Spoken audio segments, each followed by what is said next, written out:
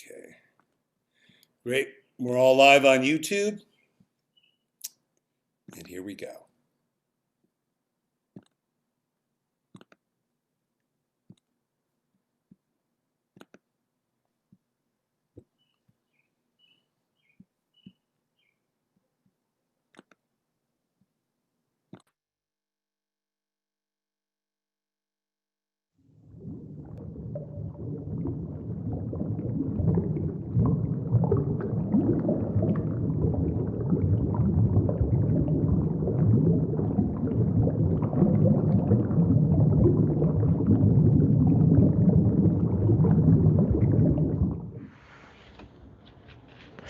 You lose something to New York and don't come back. Lost dog. Please call. We miss her. Name is Kirby. Has one eye plus red harness. Lost backpack. Valuable contents. 2 beanie babies. And a toy dolphin. Mostly needed back. If found, please call. Found bird. If you think it's yours, please call. This is not a picture of the actual bird, but one that looks very much like it. There was the teeth. Well, my mother, she had 3 gold teeth, and they disappeared. She would leave them in a little dish, you know. She'd take them out, and they disappeared. A ring, your wallet, my glasses. Who'd want my glasses? She never lost nothing. She's a school teacher. I never lost nothing. I had laser surgery. They say it's a snap, it don't hurt. But it ain't true. It ain't true. That's why I wear these glasses. I had laser surgery. Well, I figured Stubby took them to sell them for the gold, you know. Now that I think about it, Stubby Langle, not Stubby Wood. Stubby Wood is the guy Fred shot in the forehead with a BB gun. But I'm pretty sure Stubby Langle had a hand in the teeth. My first DOA, this guy had disappeared down this big elevator shaft. It was filled up with 3-4 feet of water. And the smell, it was something awful. His body had spread out all over the place. And it was my job to find all the parts and get them into the body bag. And I started to get, and the guys yelling down at me, "Hey, Rocky, how you doing?" And they're laughing. "Yo, Frankie, away!" They're laughing. You gotta laugh. Lost picture of my father sitting in a field of daffodils. Great sentimental value. If found, please call. Could I talk about losing a husband? I would certainly have a lot to say on that subject. No? You don't want to hear about people? Well, sorry, honey, when you've lost as many people as I have. You don't care about material things. They simply don't matter at all. Things I've lost in the loony bin, 1994. I've lost my toothbrush, my sweater, all my socks, my sense of humor, the plot, any sense of self-worth, the will to live.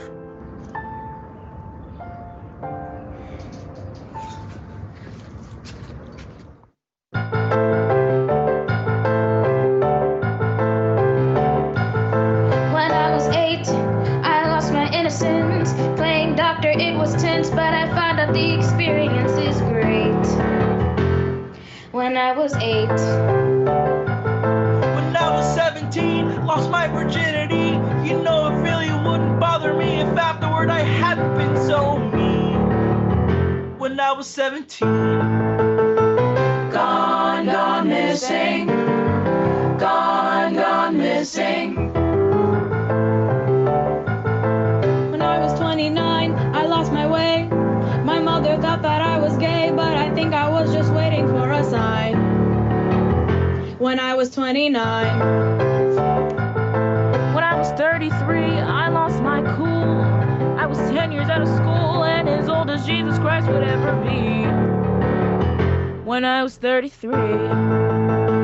Gone, gone missing. Gone, gone missing. When I was 42, I lost my mind. My friends all tried to be kind, but I saw that being crazy wouldn't do. When I was 42. When I was 61, I lost the war. I can't recall what it was for, but I remember I had never had such fun. When I was 61. Gone, gone missing. Gone, gone missing. Gone, gone missing. Gone, gone missing. Well, it's kind of easy. I keep blocking it out. But I think it was between 1993 and 1995. Or it was 93 or 95. And I had this scarf I had borrowed from my sister, and I'd never returned it. I love this scarf. It was an Agnes B scarf. I don't even think she knew I borrowed it. But one night, I took my girlfriend to this bar, Henrietta Hudson. I think it's on Hudson. And we had to put our things on. We put our bags and things on the pool table. But after, this big crowd came in after us.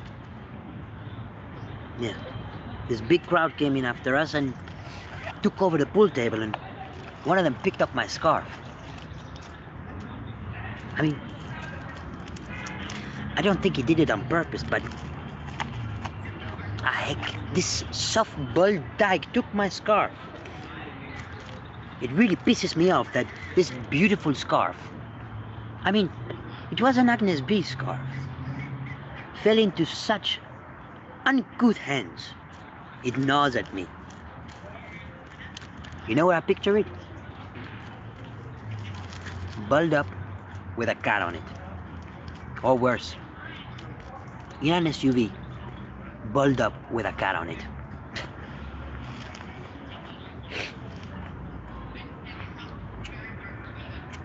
I hate softball. I mean, I hated softball before, but I hate softball even more now.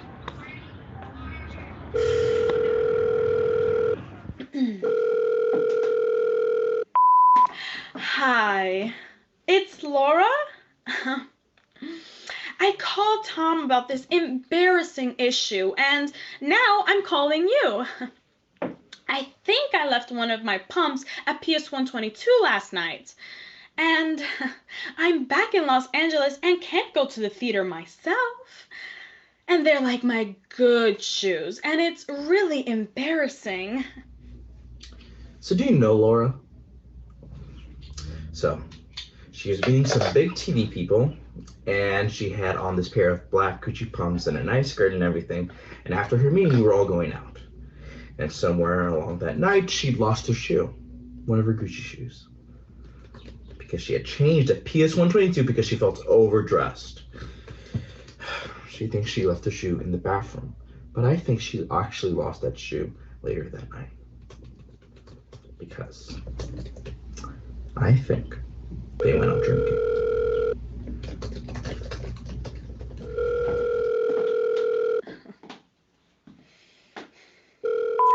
Hi, it's Laura. I was really hoping that you could have secured the shoe before you left town, but apparently you have not. I've been working with Tom, and Tom has gone back to PS 122 numerous times, and I'm leaving numerous messages for the house manager, the artistic director, and the director of development to see if they've gotten their act together enough to find the shoe. I'm sending a packet of flyers to you, to Tom, to Big Daddy, and to Elizabeth. And I'm sending maps of where I'd like you to post the flyers in case, you know, someone sees some one-legged person wearing a size 6. It'll become clear whose shoe that is and where they need to send it to Los Angeles immediately. I've started working on the flyer, and I've also started an email address. I lost my shoe at earthlink.net. I don't know if you've gone back to PS122 or not. No one there returns my calls, and it's really depressing. But I'm hoping that the flyers will stir up some leads.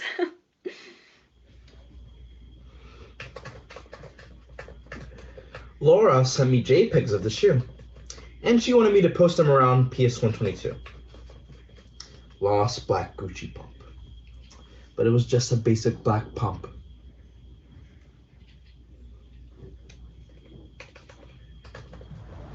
My kitten? No. Someone took it. Stole it. It had a Korean name.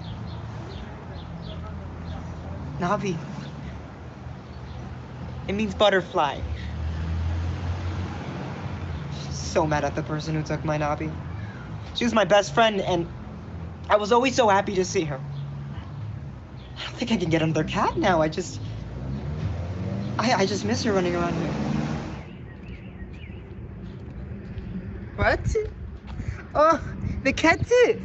No. Cat gone away. I gave it to friend. In Delhi, it ran around, made me very angry. It always in around food. No good. Now, it is in Queens with my friend. It had Korean name. Nabi. It means butterfly. So I fly away.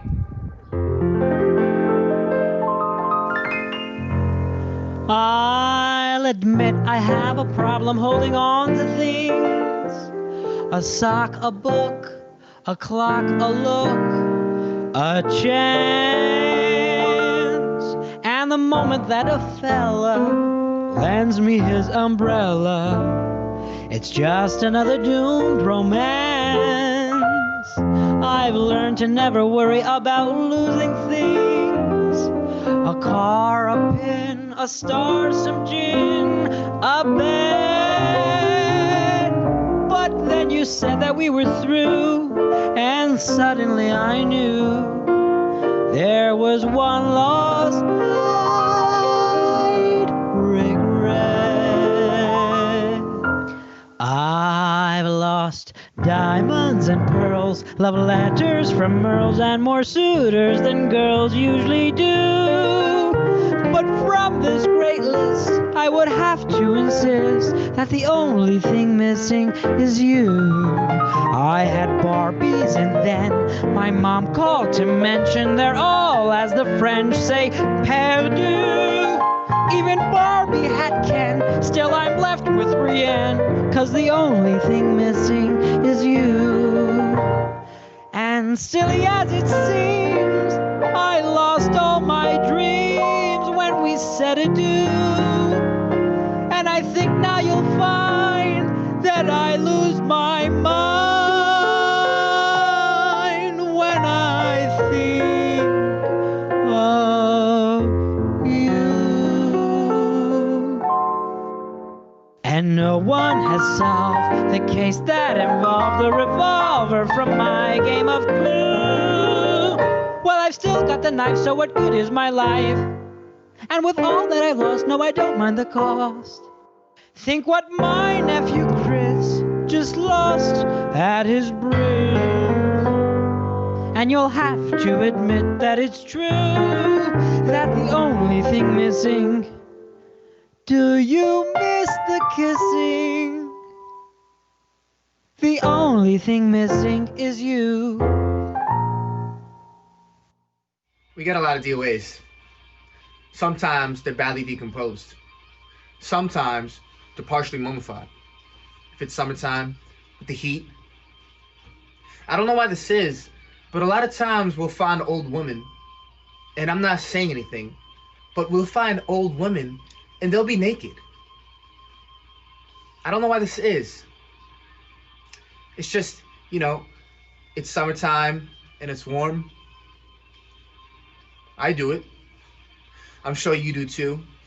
You walk around with no clothes on. But that's just, That's not the way they want to be found.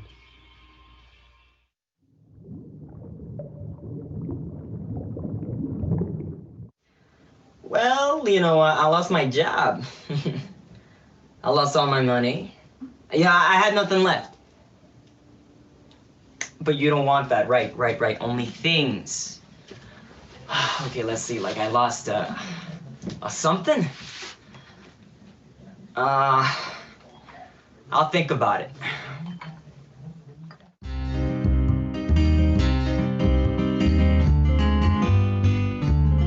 Se me perdió la billetera, quizás dejé en la bodega. No me hacía faltar, sino que le lleva adentro. La única foto que yo tenía de ti. La pregunté al señor de la bodega, pero él se encogió de hombros. Me vendió unos cigarrillos y un cartón de leche. ¿Te recuerdas de la noche en ese hotel? Cuando tú no pudiste encontrar tu bolsa y estaba esa señora extraña, lo que usaba peluca, y ella nos dio comida sin cobrarnos nada. Ahora te pienso cada vez que compras cerveza, pero sin tener esa foto. Olvido cómo te pareces, y quizás una persona cualquiera que va a esa bodega ahora tiene tu foto, y con ella mi billetera, y con ella mis sueños de ti. Could I talk about losing a husband? I would certainly have a lot to say on that subject. No. But I do have a story about losing something. It was a silver ring with a gold buckle, and I'd had it for years. It was a manly ring. It was manly. But wait, here's the thing. This is it. My uncle saved his entire life. Lived through the Depression, saved old rubber bands. Well, I got my wedding gift from him, and there was this big sapphire jewel right in the middle. It was like this, surrounded on both sides by 2 small diamonds. I was like, whoa. It was like a talisman, and I wore it for 8 or 9 years. It was a small thing, but it was big because I loved it. When I was about 8 years old or so, this was in the 40s, I got a very special present from my mother and father. Or from Santa. That's who I thought it was at the time. Santa. What did I know? I was a kid. This was just after the Depression, so this was a very special ring. I wore it every day, never took it off. I wore it all the time. For the last 40 years, never took it off. But I lost one of the small diamonds. It fell out. So I put it in my purse to get it fixed. ¿Te recuerdas de la noche en ese hotel? Cuando tú no pudiste encontrar tu bolsa y estaba esa señora extraña, lo que usaba peluca, y ella nos dio comida sin cobrarnos nada.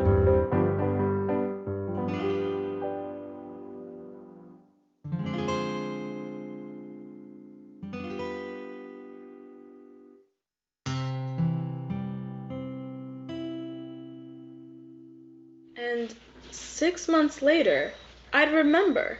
I put that ring in that purse. But the purse just wasn't there anymore. Maybe I gave it to the Salvation Army or the women's shelter. It went down the drain while I was in the shower, and I just didn't realize it. I remember thinking, my ring's coming off. And I could feel it slipping. But, I'm in the shower, and I think it was denial because, I'm in the shower and everything's flowing, and I'd had it for like 8 or 9 years. So honestly, how could it fall off now? Years later, I was out with my future husband. He had taken me to a party. Well, it could have been a wedding, it could have been a party, it could have been a lot of things. The point is, I had to go to the bathroom. I asked him to hold my ring so when I washed my hands, the ring wouldn't fall down the drain. I gave it to him and I said, "Hun, hold this." I remember he put it in the breast pocket of his white shirt. After the party, we went to the park. Well, it could have been a park, it could have been a car, could have been a lot of things. The point is, we had a makeout session. So I certainly wasn't thinking about the ring then. That much I can assure you. You know what they say about married people? Like when they first get married, the engagement ring feels very present and the ring leaves an indentation. So the indentation was there, but no ring. And I just hadn't realized it. This was soon after my uncle died in 2000. He was 98 and very frugal. Well, I got a nice inheritance from him, and I put the money in the stock market in 2000, and it just went. Next day, I realized he still had the ring. Back then, you didn't just call the office like you do now. I had to wait until after 5. Well, he had already taken it to the cleaners. The cleaners didn't have it. I looked down, saw it was gone, and thought, it must have come off in the shower.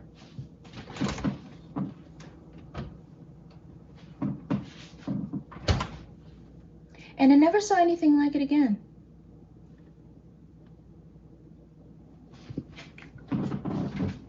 My uncle, he probably knows somehow that I've let him down, that all his money is gone, and the ring, it's just so irresponsible on my behalf. It's so sad. The irony of this frugal man saving everything, and I turn around and lose it all. The ring, 90% of his money. I feel like I've erased him. That every last bit of him has vanished. My wallet lost itself from me. Perhaps I left it at the store. I wouldn't have missed it except that it carried with it the only photo I had. I asked the person at the store, but he shrugged his shoulders. He sold me some cigarettes and a carton of milk.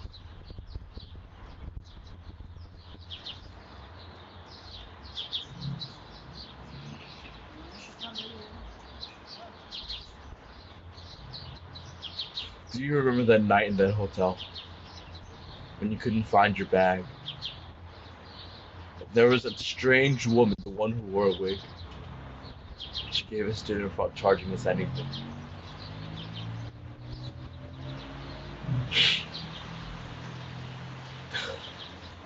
Now I think of you each time I buy beer.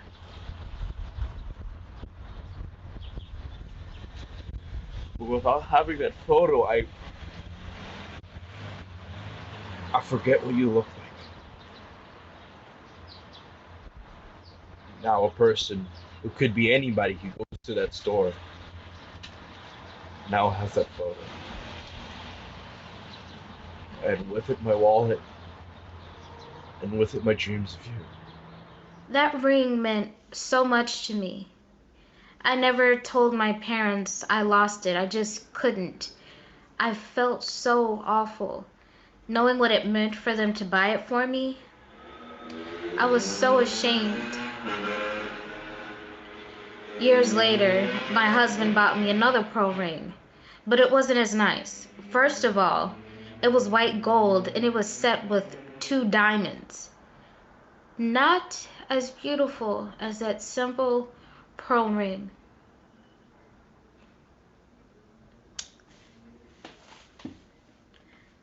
That was so many years ago now, but I still feel emotional about it. Well, I lost my job. Oh, no. It was terrible. I mean, I lost everything. But you don't want that. Only things, okay, only things. Like, I lost something. I will think about it.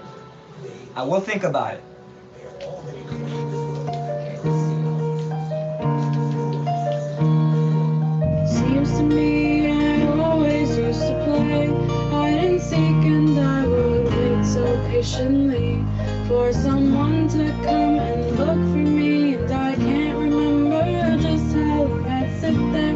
I'd forgotten, seems I can't hold on to anything at all. I lost the 4th grade journal and the sweatshirt that was ruined when I hid inside the closet and knocked my mother's perfume from the shelf and smelled for weeks like I was going somewhere. Seems to me I'm always losing something, spilling something, seeking something, hiding somewhere in my mother's pretty blouses, waiting till they come and find me. But they're not coming, so I'm waiting in the dark, feeling just like Alice Adams when she tries to throw a party but nobody comes. Seems to me I always used to play hide and seek, and I am seeking something other than whatever there is now. If I could find some sort of memory to give me some connection, and I wonder, why is no one seeking me? Well, I didn't lose anything. But my friends found a dinette set. Table and chairs, nice, wood. You know, we were 4 guys living in the same apartment, and we would eat sitting on the couch or the end table, you know. So with the table, we would all meet once a week to eat together at the table. No, it didn't make us any closer, you know, it just helped us eat better. We were already good friends. A lot of times we'll be called in because the neighbors smell garbage or gas. And then we'll find the body. A lot of times pets will, you know, if a body is left decomposing. Not cats, but dogs and mice and rats. A lot of times when we have a DOA, we'll throw a book at it, and then you'll see the mice and rats run out. Eels too. If we have a DOA that's a floater, a lot of times you'll have the eels crawl into the orifices. Then when you fish the body out, you'll see the eels slither out of the body.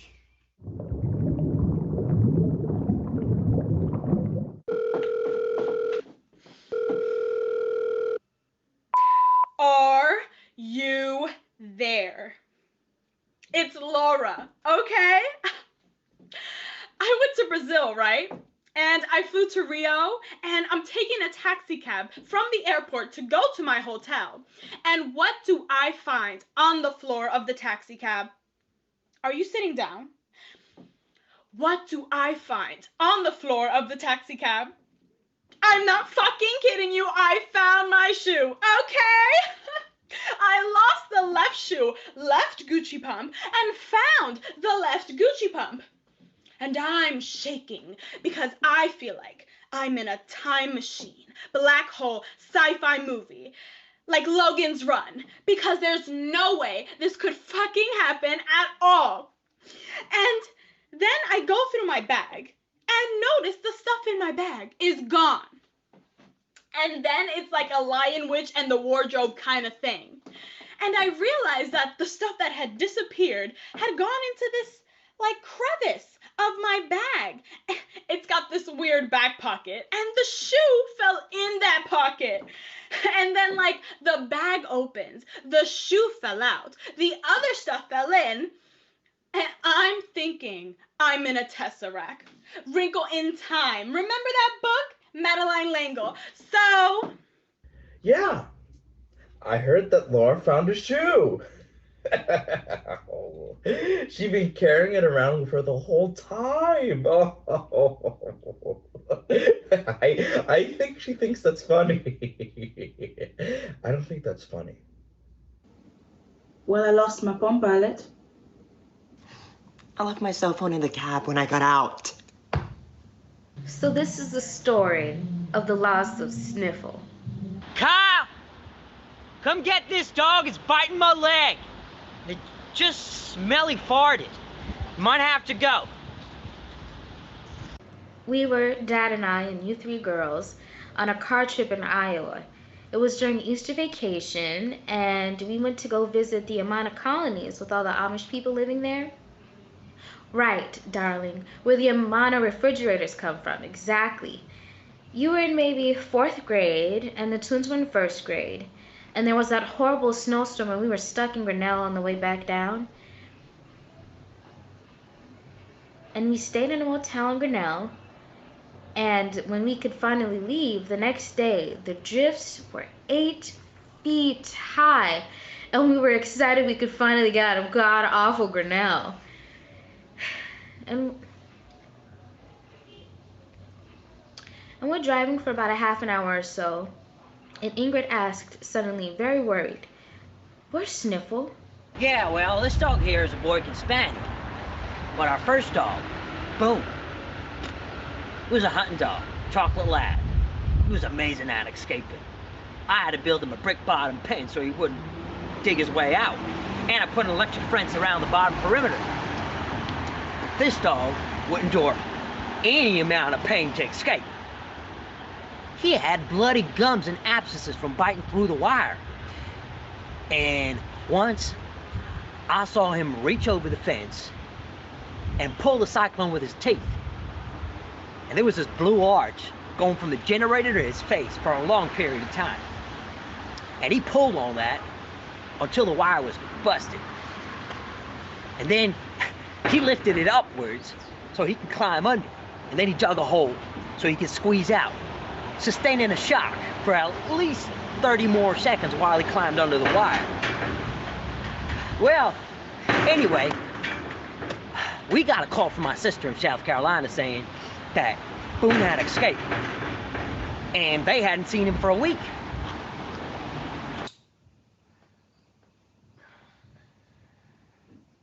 So later, I was so exhausted. I just totally spaced on my phone, you know? And I called the number later when I got home, and nothing. And I called and called and called, and I just keep getting voicemail, you know? And then finally the phone picks up, finally. And I could just hear girls talking in the background, you know? This one girl is like, "Girl, you in that stupid phone you found," or something. And I could just hear rustling and stuff because the phone was in her back pocket or something. So I started screaming. I was like, "Hey, hello, hi." You know, and I was making all this high-pitched noise so she would hear me. So I was like, "Hi, hello, this is my phone." And I'm just so fucking exhausted, dude. I'm just so fucking tired.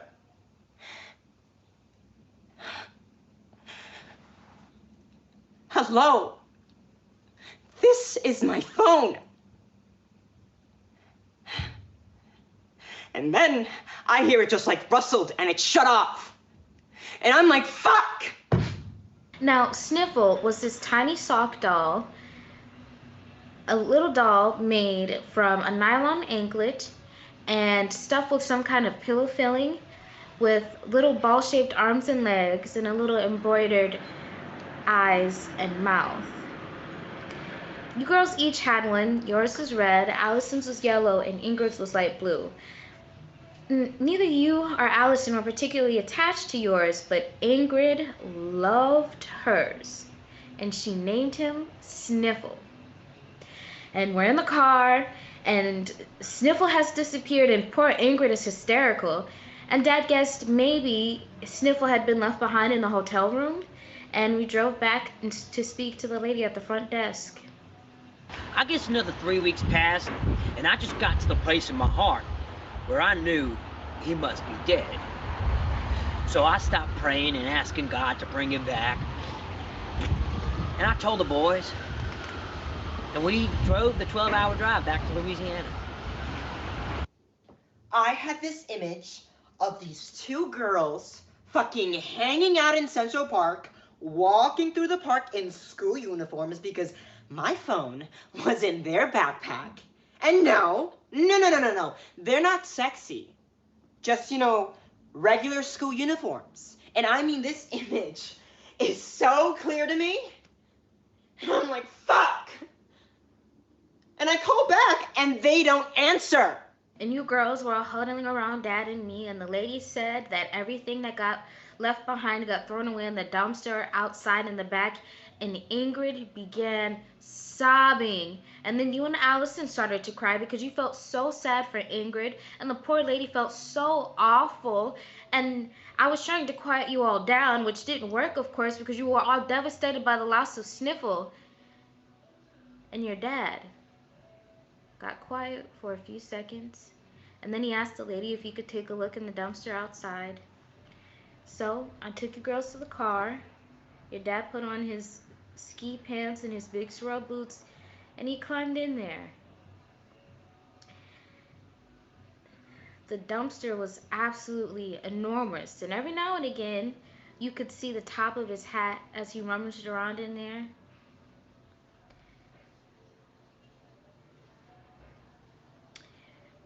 He must have been in there for about 20 minutes. It was absolutely freezing outside, and we kept having to wipe the windows off because it kept fogging up from our breathing.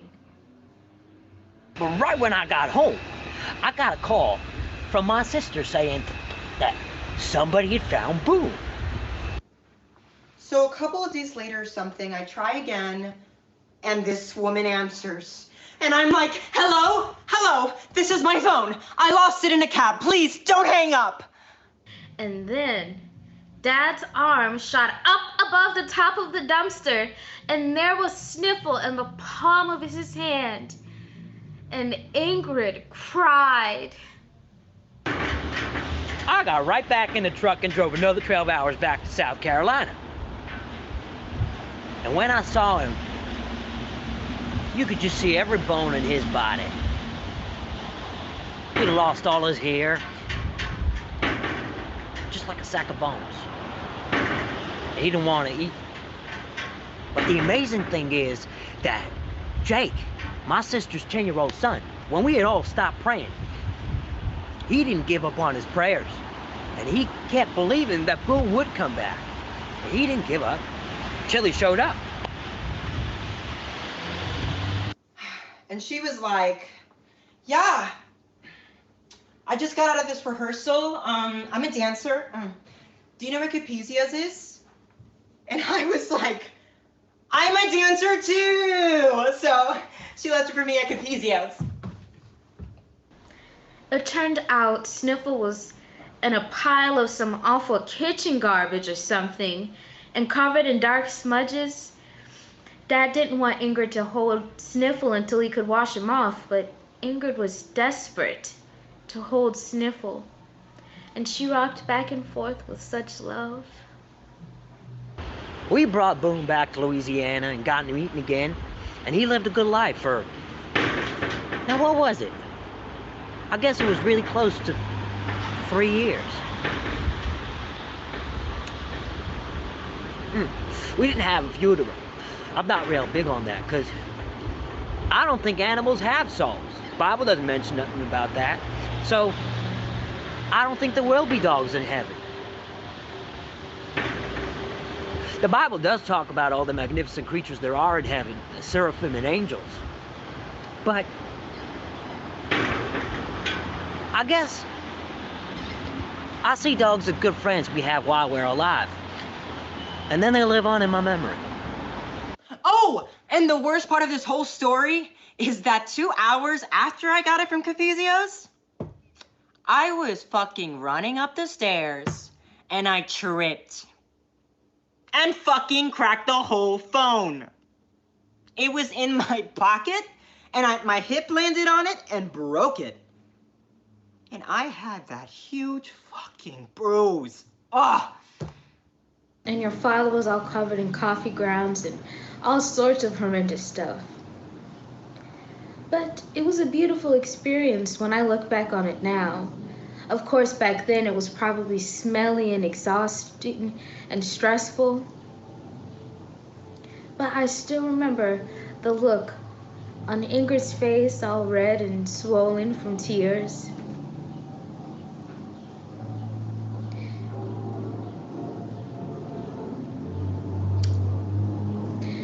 Would you like another glass of wine, darling? I lost my Palm Pilot running from World Trade. I work at Battery Park Authority and World Trade at night.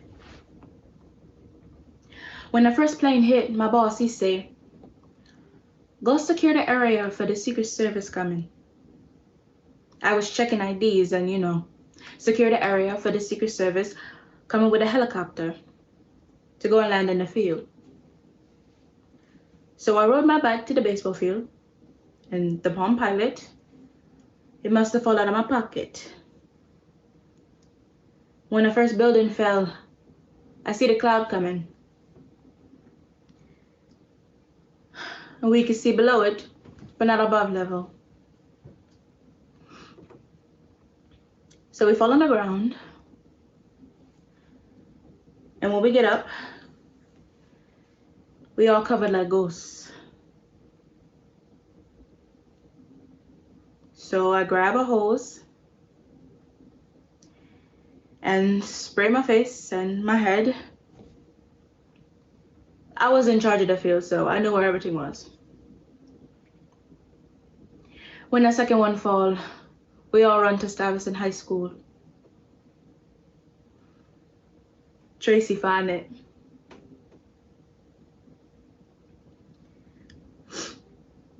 The police found my Palm Pilot. And Tracy, see, it was mine. And say she know me. And she called. So I got it back. In my case, I lost all my possessions. And then, I lost my mind. I gave everything to Maharaja. He was 16, in New York, not in India. We would meditate. The goal was to become egoless. So by giving away all your earthly possessions, you become egoless. There was this place, a store sort of, where you bring all your stuff. And God only knows what they did with them. And they gave me, like a skirt to wear. But there are still some things I'm sad I gave away.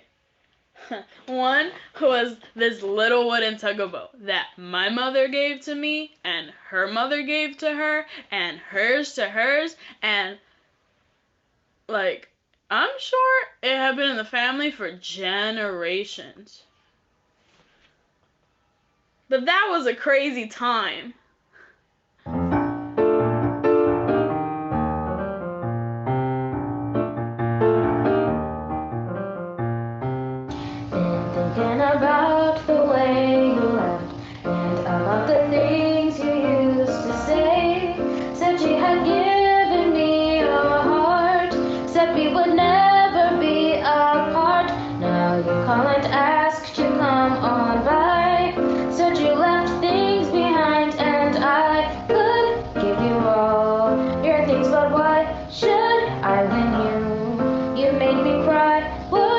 give my heart back to me. So if you're missing the clothes you left by the bed, I gave them away. And those old books that you read, I gave them away. You chose to play with my head as if you've lost all your power to sleep at night. You've lost your belief things will be alright. You can't find your strength or your will to fight. Well, I've got all that too, and I'm not gonna give it back.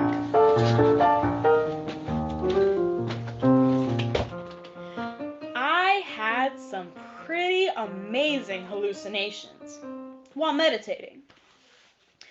I remember one where this guy I was with, his head sort of turned into a flame and sort of going up, like elongated, like whoosh.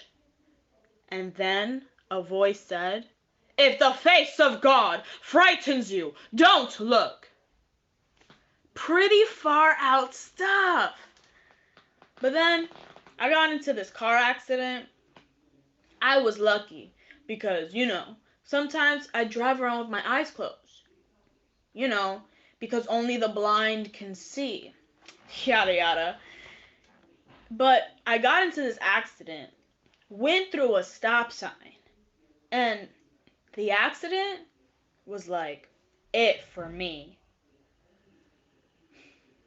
I had done the sex, the drugs, rock and roll, and Europe, and the anarchy, and now religion. Then I went back to school, met certain people, like my husband, and you get on a different track.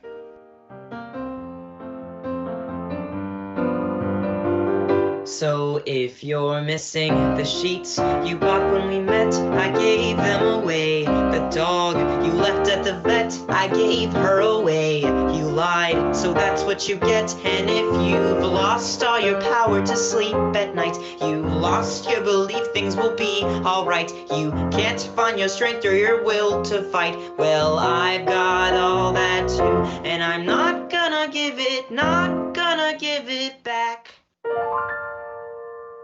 But back with the lost things. Sometimes with organized crime, we'll find a body that's missing something. Head, fingers, something. And a lot of times, that's a sign, a signal. We'll find a body in the fields or whatever without a head or hands. It's a signal. And a lot of times, now, I've got nothing against homosexuals or the gay community. But a lot of times in those cases, when a homosexual will kill another homosexual, the genitals will be missing. And that's a sign too. It's a signal.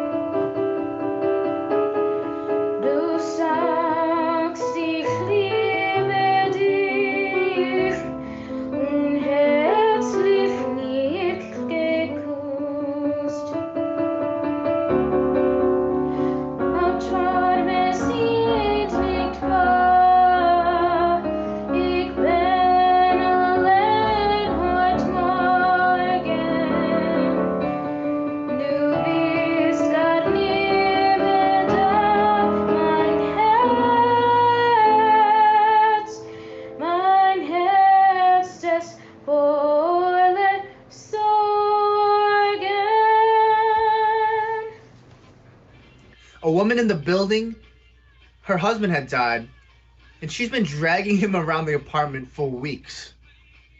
Dragging him by his head. By his head. Sure, I'll find lost things. Lost pets mostly. People will call and say, "I've lost Fluffy, can you help me find her?" I'm a people psychic as well as a pet psychic. I took a class back in the 80s at a community college. It was called Consciousness Frontiers. I trained myself. Anyone could do it. You can do it? You can. I used to be a stockbroker. Where are you? Manhattan? Brooklyn? I only ask because, we deal with a lot of dysplasiophobics in the village. I'm in Queens. Exit 23. Near the Long Island Expressway. The Long Island Expressway. And she's dragged him around so much, his head pops off. And she doesn't know what to do.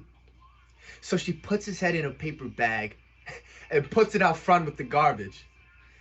And the super finds it. It's crazy, right? You gotta laugh. You just need to laugh. But never in front of the family. A couple weeks ago, I was talking to this horse. Just this great old horse. And I asked him how things were, and he said, well, it's been a tough year for rabbits.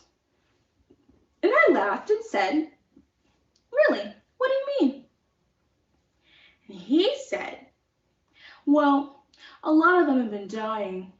They go down by the river and drink the water, and it makes them sick. So I said, why don't you just tell the rabbits? And the horse said, well, you can't tell a rabbit anything. I love that. Dysplasiophobics. They collect things they find on the street, anything from cat hair to rocks. And it's all about emotional attachment, they collect things they are attached to, and they're not stupid, They're not well, but they're not stupid. We get lots of lawyers and teachers. Lots of teachers. Lots of woman teachers. I did a seminar once on the Learning Annex on how to rid your life of clutter forever. And I can't tell you how many teachers showed up. The people who showed up were of either two types. Either they were there so I could teach them how to file. I mean, literally, Don, how do I file? And I'm just like, this is not what this seminar is about. Sheesh. And I'm not going to show people how to fucking file, okay? Lots of teachers, though. A friend of mine called me once. His brother had been out fishing on a lake, and the boat had returned, but his brother was gone. So he called to ask me what happened. And I said, your brother had a heart attack and fell over the side of the boat. So he wanted my help to find out where the body was. I was on the phone with him, and he was on a walkie-talkie communicating with the divers. And it was like I was actually seeing behind the eyes of the divers. I actually saw where the body was, but by the time the message had got through, the diver had turned and he didn't see it. And the dead brother was sending me little messages too. He said his son had almost made him a grandfather. And when I told his son that, he started to cry because it turned out that he had been seeing this girl and she had been pregnant and had gotten an abortion. And that is why they'd broken up.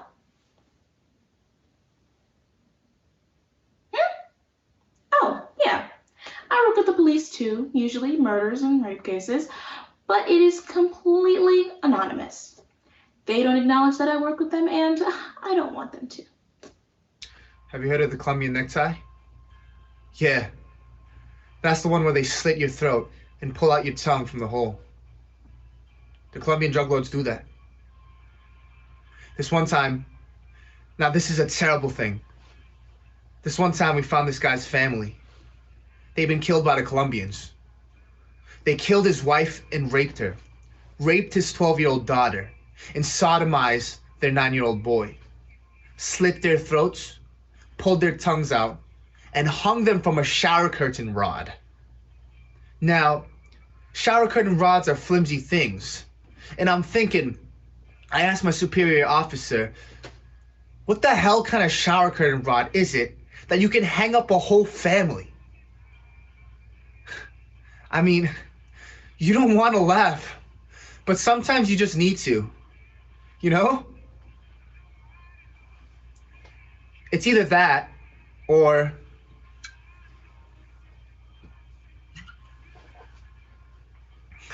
you know? the worst case I've seen. Well, that depends because what are you talking about here? The worst clutter, the worst stench, the worst roaches, the most despicable person because, a lot of these people are assholes. Serious assholes, they yell and scream and treat you like crap, and I'm like, hey! You called me. You called me, okay? So you're about to get evicted, so don't yell at me. Okay, first I try love. Okay? First I try love, and then, if that doesn't work out, then I use my Nazi approach. My mix between the Russian and the Nazi approach. Yes. And, how do I do what I do? How do you do what you do, okay? How are you an actor? Come on, if someone says to you, how do you act? How do you act? What would you say? Come on. Now most of these people have no sense of time or reality. They've lost their touch with reality, to be honest. And I get them to come back to reality by, having them look at their watch. What can I do, Oh, I'm also trained in oh my God, I'm also trained in techniques in open-eyed hypnosis. I can hypnotize people while they're awake. Don't think of a big blue house and a green barn behind it. What did you just think of? What did you just think of? You couldn't help but think of all those things, right? I'm training techniques like that, yeah. Yes.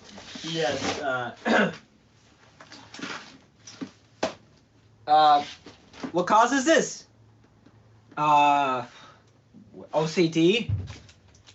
Depression? We all get depressed. I get depressed, you get depressed.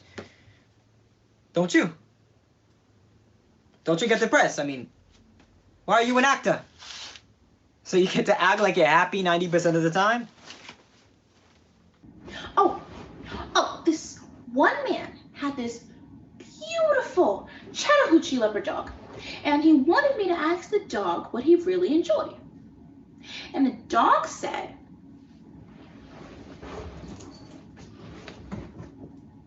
a hot poop on a cold day.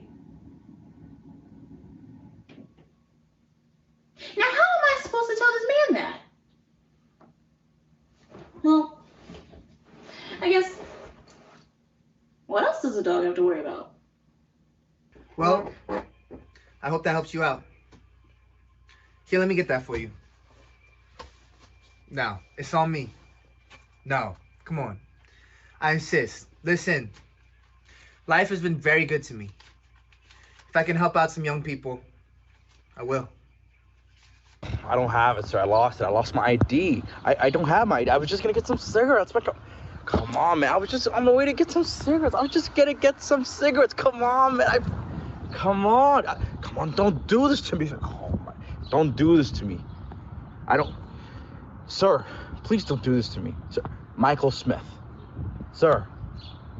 Come on, man. Please don't do this to me, man. I don't have it, sir. I lost it.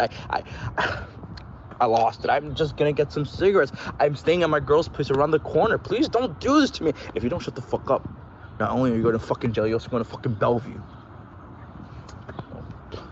Come on, please. I was just gonna get some cigarettes.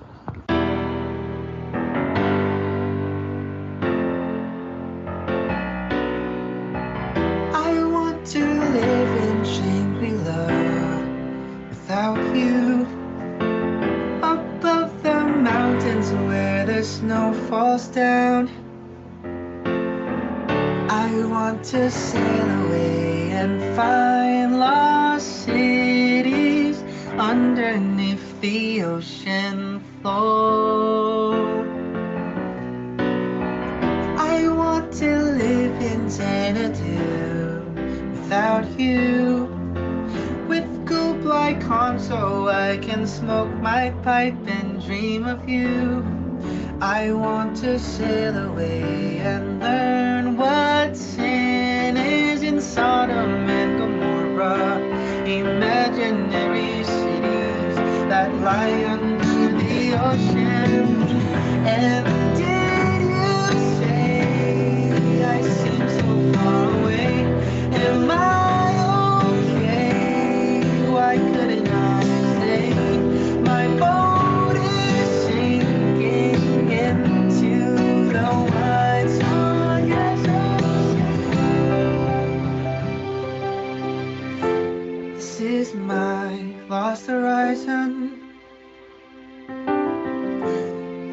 is my lost horizon.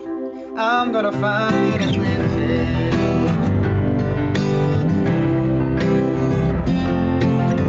I want to live in without you. In hanging gardens where nobody talks the way you do. I want to sail away and find lost cities all full of Trojan horses, imaginary cities that lie under the ocean.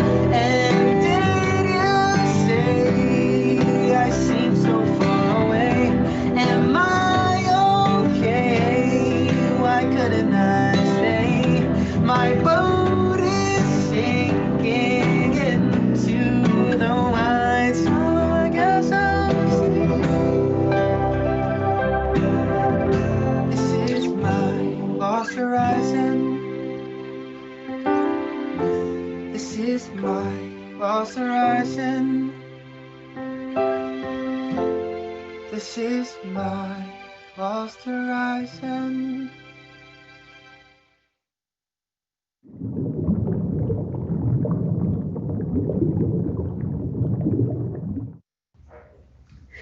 So,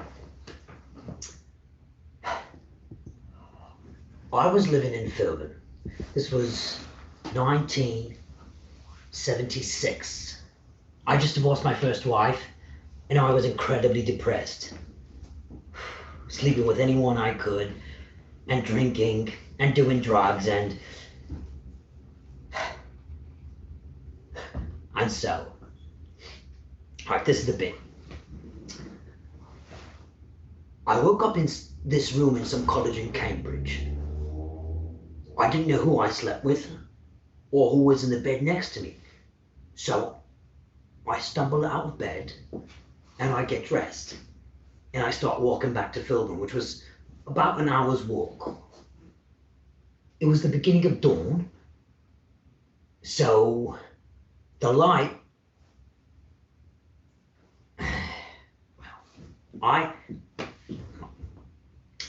the sun had come up, and I remember thinking, there was a lamppost, and the thought I had, I remember what I wanted to say. The sun has come up, and the lamppost is still on. But when I got to the word lamp, I couldn't think of the word. The word was missing, but it wasn't like I had forgotten what it was. I'm not explaining this very well. Look, Trey, they didn't exist then, of course, but it was like my mind was a computer and the word had just been deleted. I was racing my mind, trying to get the word out before it gets deleted from the other side.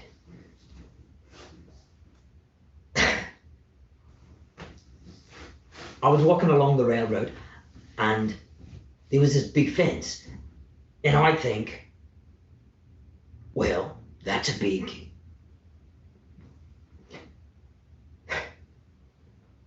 Or I look down and think, I can see my shoe. Yeah, that's it. Yeah, like I'd never been told the word of it. Like I'd never been told the name of it before. But I knew what it was, what it did, just not what it was called. And by the end of the walk to Philbin, I had lost all my words. I sat around the house with my friends, and I remember going about my normal, everyday business, eating and sleeping. But I wasn't talking. And later, when I woke up, my language had returned.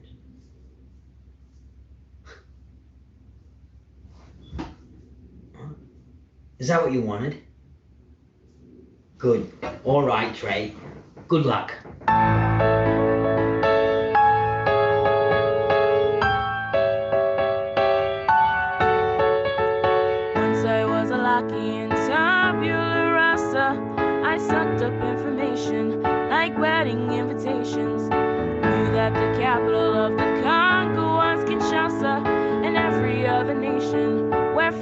sideline vacation. I'm an Etch-a-Sketch, but now I'm all shook up. I'm a piece of wax, but now the imprint's lost. The works of trollop, the periodic table, or when to buy men's suits or fashionable boots. The settings and the morals of each of Aesop's fables, all kinds of foreign fruits, or how to play the flute. Lately, though, I find that I'm not quite as able to come up with square roots or trivial pursuits. I'm an Etch-a-Sketch, but now I'm all shook up. I'm a piece of wax, but now the imprint's lost. I can't remember the things that I was thinking, like when new chicken's based, or how a kiss should taste. Who was the president that came after Lincoln? My blackboard's been erased. My blackboard's been erased. Because of my situation, I've lost everything that was valuable to me.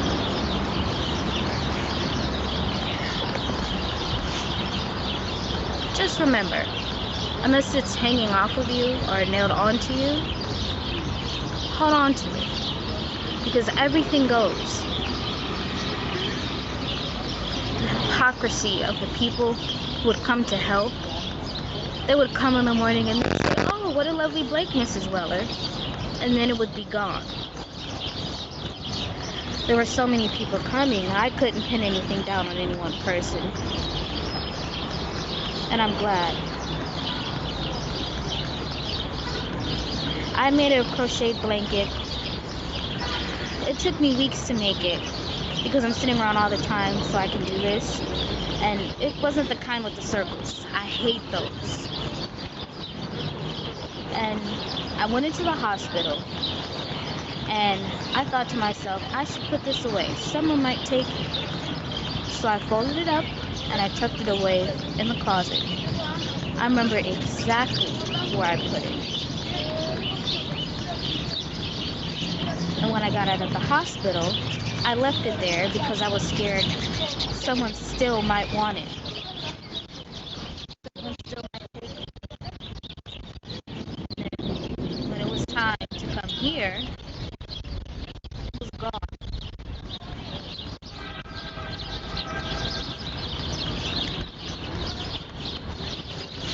You have to defend yourself until the day you die, until you just can't anymore, because no one else is going to do it for you. Because they'll take anything, not necessarily China, because who knows what to do with that anymore. Everyone lives in these one-bedroom apartments, nothing lasts. And the silver, they wouldn't know what to do with it, probably. They don't know beans about polishing it or using it or what to do with it. They should just buy it from the 5 and dime. Well, first, let me start by saying that I put things places all the time, and I don't remember where I put them. And you have to talk slow. It's not just the volume of your voice, but you have to talk slow and clear. It's the speed I process the information at. Okay, that said, my mother had a very thin necklace. Not silver, not white gold, platinum, with 3 small diamonds all in a line. Mother didn't like jewelry. She thought people who wore a lot were. So she gave it to me.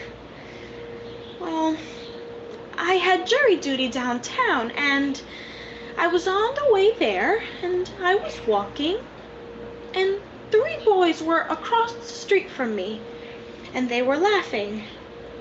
I was 18 at the time, and they were laughing.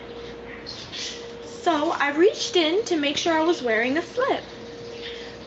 Women wore a slip under their dresses at the time, you see. So I reached in to make sure, and I walked, and a few minutes later I felt for the necklace, and it was gone. I must have snapped the chain. It was so thin. I don't remember if Mother was mad. You see, I always wanted Mother's approval. I always wanted Mother to like me, to love me. But she wasn't a very good person, and not a very good mother. And I blocked out all the bad things about her. I don't remember them. I only remember the good things. So I don't remember if Mother was mad, but if she was true to form, she really let me have it.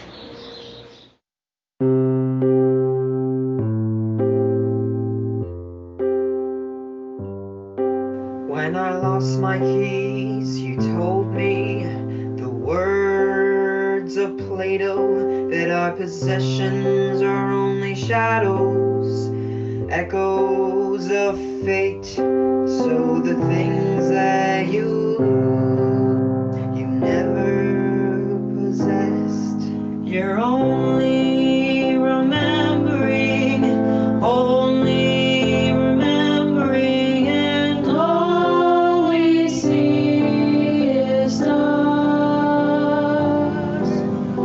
falling from so far away.